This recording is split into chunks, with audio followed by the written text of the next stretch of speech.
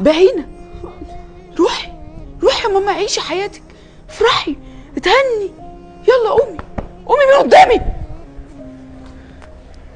يا وفاء، بقى انت تعملي العمل ده وتجوزي بنتك من ورايا، وانا اخر من يعلم يا وفاء؟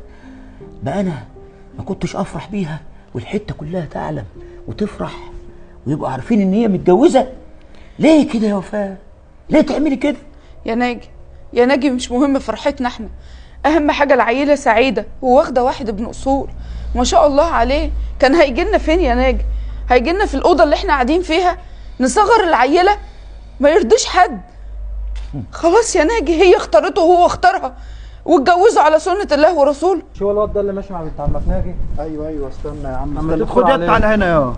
هو انت ايه بقى فاكرنا بقى نفضل مغفلين؟ هتيجي المنطقه تقعد تشرب